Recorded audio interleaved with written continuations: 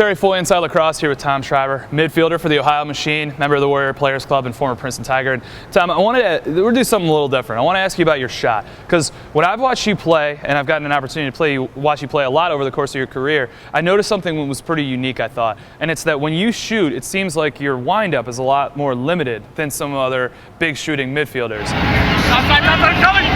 Just behind the cage, delivers, beautiful feed, and the score! It's 4-0! Cross one. Bernhardt feeding. Schreiber open. He scores! He scores! Tom Schreiber wins the game for Ohio in overtime. Is that intentional, or would you say it's kind of changed over time? I would say it's based in just having a quick release, being able to get the ball right out from really any angle, from being it down here, up here. A lot of times I kind of cradle a little lower than usual, and I want to be able to decide I'm going to shoot and get that ball out right away rather than having to wind up, get it all the way back. So if I come out of dodge and see I have an opening here, and I can just get it back and just zip it out as fast as I can, that's what I'm going to do. And what I have always focused on is trying to get my whole body involved with that shot.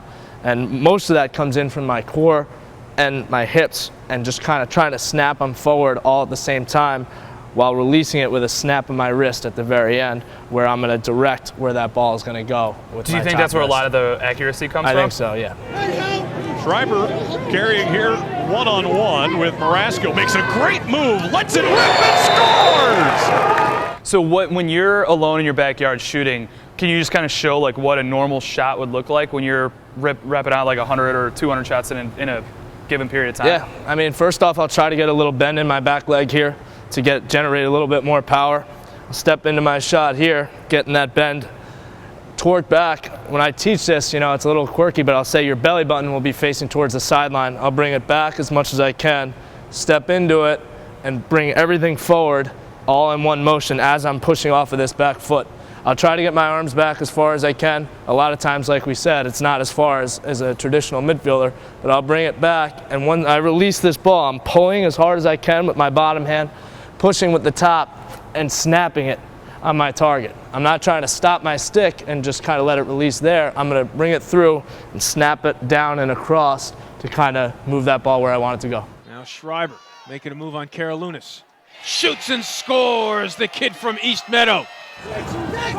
Here's a shot and a goal! And the Ohio Machine has come all the way back, and now they lead for the first time. That might have been Schreiber's first pro goal. How old were you when coaches stopped telling you to shoot overhand all the time? They haven't, and I'm trying to work on it. You know, in the professional level, you can't get away with it as much, and I learned that a little bit. So I'm trying to develop more of a longer release, get a little more whip in my stick, hide my hands a little bit more, so I can just hide it from the goalie, because these guys are so quick.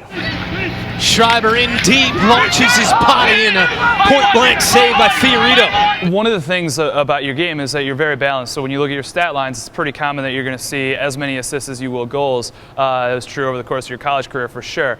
So, I've noticed that a lot of it comes from very similar action, whether it's, kind of dodge, draw, slide, and then make a decision on whether to shoot or pass. Top two teams at the end of the regular season will host.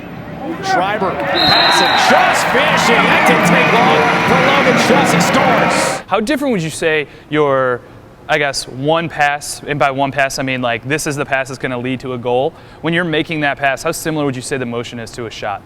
I'd say it's pretty similar, especially left-handed. For whatever reason, I got used to kind of splitting to my left and either sprinting to take a shot or kind of skipping it across the defense. And it's the same principle where I could just take my hands and just kind of generate as much power as I can just with these two hands, with a pull, a push, and a snap across the defense. That means somebody on this field is not going to be around. That's the key. Schreiber the restart. Gilman gets his way again. Gets physical, pays the price. I played a lot of basketball growing up. As a point guard in basketball, I wasn't much of a scorer. My jumper wasn't too smooth, but I kind of found my niche in feeding the ball in basketball. I was also an option quarterback in football, so I spent a lot of time reading defenses, kind of making reads based off of what the defense is doing, and I think that kind of helped me see the field as a lacrosse player. And then again, with those wrists, doing my best to get that ball out as quick as possible. Well, one thing I've written about you a number of times is that whenever I talk to a coach, you always come up as somebody that everybody wants to coach, and I feel like it's because of exactly what we're talking about here, the ability to do multiple things but also be very intentional about the way you go about doing them. So for the kids at home trying to figure out how to shoot, listen to Tom Schreiber. He'll tell you some interesting stuff. Yep, thank you.